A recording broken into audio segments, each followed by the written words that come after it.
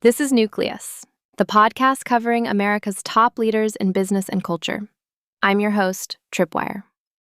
Today on our show, a teenager with a white paper and a dream went on to architect one of the most powerful blockchain networks the world has ever seen, now valued at $500 billion. Here's something worth sitting with for a second. In May 2026, Ethereum remains the backbone of decentralized finance, NFT infrastructure, and Web3 development globally. It processes hundreds of billions of dollars in transactions. Major financial institutions have built products on top of it. Governments are still trying to figure out how to regulate it. And the guy most responsible for all of it has no title, no corner office, no corporate headquarters, and apparently owns one decent t-shirt. That's not a bug. That's the whole point. His name is Vitalik Buterin. He's 32 years old, and he might be running the most unconventional leadership experiment in the history of technology. Not because he's flashy or chaotic or obsessed with his own mythology. The exact opposite, actually.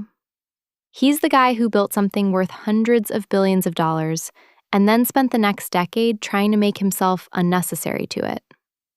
If that sentence doesn't make you stop and think about how you're leading whatever you're building, then honestly, I don't know what to tell you. Let's dig in. To understand Vitalik, you have to start at the beginning, which is somehow even more absurd than the current story. He's born in Russia, moves to Canada at 6 with his dad, a computer scientist, gets planted in a gifted program, and is adding 3-digit numbers faster than adults before most kids have figured out shoelaces. At 17, his father introduces him to Bitcoin. Vitalik is skeptical at first, which tells you everything about him, because skepticism is his natural resting state. He doesn't believe things because they're exciting. He believes them when the logic holds. He doesn't just read about Bitcoin, he starts writing about it. Earns Bitcoin at roughly $3.50 per coin, writing articles for Bitcoin magazine, which he co-founds at 17. Not bad for a high schooler. He enrolls at the University of Waterloo for computer science, works in a cryptography lab, and then wins a Thiel Fellowship, $100,000 from Peter Thiel's foundation, given to fewer than 20 people a year, specifically to encourage them to drop out and build something. He obliges. But here's the real origin story. Vitalik travels the world in 2013, visiting Bitcoin communities in Israel, Amsterdam, everywhere. And he keeps running into the same ceiling. Bitcoin is incredible, but it's a calculator. You can send value from A to B. That's it. He wants a smartphone. He wants a platform where developers can build anything, contracts, applications, entire financial systems, without asking anyone's permission. He writes the Ethereum white paper at 19, sitting in Zurich in his parents' house, sends it to about 15 friends expecting pushback, and instead gets a global team forming around him within weeks. Gavin Wood in the UK, Joseph Lubin in New York, Anthony Diorio in Canada. No formal contracts initially, no corporate structure, just a document and a vision so clear that people reorganize their lives around it. In 2014, they raised roughly $18 million in a crowd sale. By 2015, the Ethereum mainnet is live. By 2017, hundreds of projects are launching tokens on Ethereum's ERC20 standard, and the network becomes the infrastructure layer for crypto capital formation. By 2020, DeFi Summer proves this isn't a fundraising gimmick. It's a programmable financial system. Uniswap, Compound, Aave, real applications doing real financial things without a bank in sight. And then comes the moment that defines his leadership more than any of it. In 2016, a decentralized investment fund called the DAO gets drained, roughly $60 million in ETH, taken through a code exploit. 48 hours. That's about what Vitalik has to figure out what to do. And here's the impossible problem. The entire value proposition of blockchain is immutability. The ledger doesn't lie, it doesn't change, it doesn't make exceptions. That's the whole pitch. But $60 million of users' money just walked out the door through a back window. And Vitalik supports a hard fork, a rollback, essentially, to reverse the hack. Philosophically, this is a grenade. Critics, and they are loud, argue he just proved blockchains can be politically manipulated. They split off and create Ethereum Classic to preserve the original chain. And Vitalik's response is essentially, I'd rather be pragmatically right than ideologically pure when real people's money is on the line. That's not a comfortable answer. It's an honest one. The Ethereum that survived that decision has the majority of the community, the majority of the developers, and eventually the majority of the ecosystem value. He picked the people over the principle. You can debate whether that was right forever, and people do, but that is a leadership decision made under maximum pressure with maximum stakes. That's the real job. He follows it with equally consequential moves, executed over years rather than days. The merge in September 2022, transitioning Ethereum from energy-intensive proof of work to proof of stake, is described accurately as changing the engine of a plane mid-flight.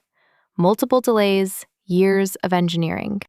When it works, it cuts Ethereum's energy consumption by nearly 100%, neutering the ESG criticism that had been a legitimate liability. And then the roll-up-centric roadmap. Rather than solving speed at the base layer, he champions Layer 2 networks like Optimism and Arbitrum, doing the heavy throughput work while Ethereum provides the security underneath. His blog post on this essentially became the industry's technical roadmap. Not a memo, not a mandate, a blog post. Through persuasion. So what do we actually learn from this? 3 lessons, and they're all transferable. The first is to lead through intellectual authority, not positional power. Harvard Business Review calls this expert power, the influence that comes from demonstrated expertise rather than organizational rank. Vitalik has no formal title. He cannot remove anyone from the Ethereum network. He has zero executive authority over the thousands of developers building in the ecosystem. Yet he shapes the roadmap because his thinking is rigorous, his analysis is public, and his track record of being directionally right is long enough that people take his conclusions seriously, even when they disagree. The lesson here is uncomfortable for people who rely on their org chart for leverage. If your ideas can't survive being published without your signature on them, you're borrowing authority you haven't earned. Publish your thinking. Invite the criticism. Build the reputation the slow way. The second lesson is to design for credible neutrality. This is platform strategy at its most philosophical. By structuring the Ethereum Foundation as a nonprofit in Switzerland, rather than a venture-backed company with cap tables and equity incentives, Vitalik made Ethereum trustworthy to parties who would never trust each other. A bank and a crypto anarchist can both use the same infrastructure because neither one controls the rules. MIT Sloan's research on two-sided platforms is clear. What makes a platform valuable isn't just its features, it's whether users trust the rules are fair. Ethereum's neutrality is a competitive advantage that corporate blockchains with profit motives structurally cannot replicate. Your application here doesn't have to involve blockchain at all. If you're building any platform, marketplace, or ecosystem, the rules you set matter more than your product roadmap. Fairness is a feature. The third lesson is what we might call the roll-up principle. And McKinsey frames something similar in their work on ecosystem orchestration. Rather than trying to solve every scaling problem internally, Vitalik designed Ethereum to make other people's solutions more valuable, then capture that value at the base layer. He didn't build optimism. He built the thing that makes optimism worth building. In rapidly changing environments, and let's be honest, every environment right now is rapidly changing, being the secure foundation others build on is often more durable than trying to build everything yourself. Delegate the edges, secure the core. There's one more thing before we get to quick tips, and it's the thing I keep coming back to. Vitalik has been criticized for being too academic, too slow to ship, insufficiently focused on user experience. Some of those criticisms are fair, But the man also publicly admits when he's wrong. His blog is a 10-year record of updated positions and acknowledged mistakes, at a level of transparency that is genuinely rare for anyone managing this kind of influence.